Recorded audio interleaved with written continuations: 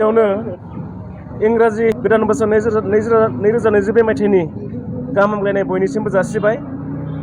खाग्राबारि गेलेमु आफादनि जानानै जोङो बयबो मिथियो जे खाग्राबारि ओनसोलनि रायजो राजाफोरजों लोगोसे खाग्राबारि गेलेमु आफाद आरो खाग्राबारि दख'रा दुलाराय बर' फरायसा आफादनि हेफाजाबाव जोङो बोसोरफ्रोमबो BLTनि गिबि मुंख्लं अन्थाइग्रा बड'सानि मुङाव जानुवारि दाननि 7, 8, 9 अक्ट'आव जोङो भलिबल बादायलायनाय अर्थात बुलुर बादायलायनायखौ जोङो होबोगासिनो दङ आरो देग्लाय बेयो 21 बोसोराव आगान होबाय आरो बे 21 बोसोरनि जि आगान होनाय जि भलिबल बेयो जोंहा फैबाय थानाय 2022 मायथाइनि जानुवारि दाननि 7, 8, 9 अक्ट'आव जागोन आरो बे बादायलायनाय जे हाबाफारिखौ जोङो गाहामैनो खुंफुंलांनो थाखाय जोङो खाग्राबारि गेलेमु आफादा मोनसे बानजाय आफाद दानानै होदों आरो बे बानजाय आफादा दिनै बे बुलुर बादायलायनायखौ मोजां रोखोमै खुंफुंनो दिनै साखा-फारा जानानै दङ आरो दिनैसिमाव जोङो खाग्राबारि गेलेमु आफादा आथिखालाव जोङो गासै बे बुलुर बादायलायनायखौ जोङो 8 हानजा लानानै जोङो बोसोरफ्रोमबो जोङो खुंबोदों हिसाबै देग्लायबो जोङो 8 हानजाखौ लानानैनो देग्लाय नैबे बुलुर बादायलायनाय 21 बोसोर जों बेखौ खुंफुंनो थाखाय जोङो साखा-फारा आरो बे हिसाबै जोङो दिनैनि समाव जोङो गासै 8 हानजाखौ जोङो मोननो हाबाय। बेनि गेजेराव जोंहा NF रेलवे मालिगाव जों बिथांमोनखौ जों लानाय जादों। बिनि उनाव इस्ट सेन्ट्रेल रेलवे झारखन्डनिफ्राय जों बिथांमोनखौ जों लानाय जादों। बिनि उनाव उत्तर प्रदेशनिफ्राय DLW बनारस जों बेखौ लानाय जादों आरो आसाम स्टेट इलेक्ट्रिसिटि बर्ड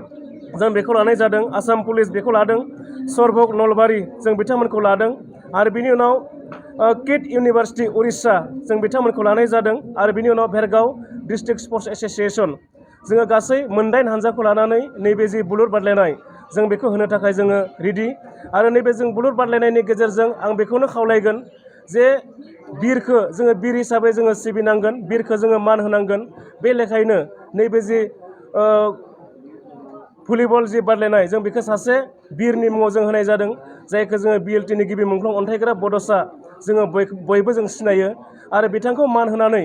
जोंनि ओनसोलनि गासै जोंनि BTR ओनसोलनि मानगोनां रायजो राजा नोंथांमोनखौ जों खावलायगोन, जोंनि दैदेनगिरि नोंथांमोनखौ जों खावलायगोन नैबे जि 7, 8, 9 जानो गोनां 7,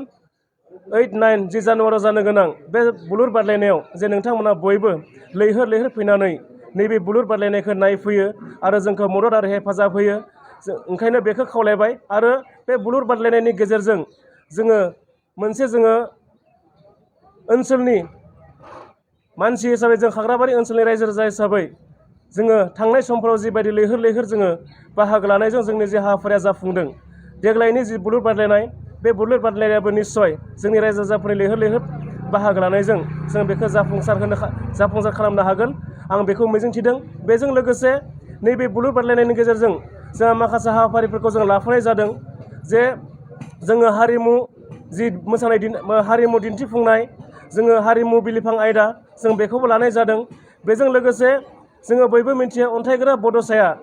जे 9 जानुवारियाव बिथांनि जि थैनाय सान आरो बे 9 जानुवारि थैनाय सानाव जोङो बिथांनि जि थैनाय सान बेखौ जोङो बिथांनि थैनाय सानखौ जोङो बोसोरफ्रोमबो जोङो गाजा-गोमजायै खुंफुंदों हिसाबै नैबे 7, 8, 9 अक्ट'जों सोमोन्दो लाखिनानैनो जोङो बिथांनि थैनाय सान 9 जानुवारिखौ जोङो बिथांनि आंगो गामि पानिसिलियाव जोङो थांनाय समफोराव जोङो लैहोर बा लोब जोङो बाहागो लानायनि गेजेरजों जोङो गाजा-गोमजायै खुंफुंदों हिसाबै देग्लायबो जों बिथांनि जि थैनाय सान बे थैनाय सानखौ जोङो गाजा-गोमजायै जोङो खुंफुंनो थाखाय जोङो थाग थियारि जानानै दङ। ओंखायनो आं खावलायगोन जोंनि साफ्रोमबो ओनसोलनि दैदेनगिरि जोंनि साफ्रोमबो जोंनि रायजो राजा जोंनि गेलेनायखौ मोजां मोनग्रा आरो जोंनि साफ्रोमबो हारि अनफावरि मानगोनां रायजो राजा नोंथांमोनखौ जोंनि जि 7, 8, 9 जानुवारियाव जानो गोनां 2022 मायथाइनि बे बुलुर बादायलायनायाव बयबो लैहोर फैनानै जोंखौ मदद आरो हेफाजाबखौ होफैगोन आं बेखौनो मिजिंथिबाय। जोङो स्पर्ट्स एस'सिएशन बा नैबे जि बुलुर बादायलायनाय जोङो बेवहाय जोङो बान्था हिसाबै जोङो देरहानाय हानजानो जोङो 50,000 आरो जोङो फाइनालाव जेननाय हानजानो जोङो 30,000 आरो जोङो बेस्ट प्लेयार हिसाबै जोङो लाखिनाय जादों आरो जोंनि जि गेलेनाय बादायलायनाय बेयो जोंहा इनभाइटेसन गेम हिसाबै जोङो गासैबो हानजाखौ जोङो बायनानै लाबोनाय जायो आरो बे हिसाबै जोङो जोंनि जि रां बान्था जों बेखौबो जोङो चेम्पियन हानजा हिसाबै जोङो 50,000 आरो रानार्स आप हानजानो जोङो 30,000 जोङो होनाय जायो।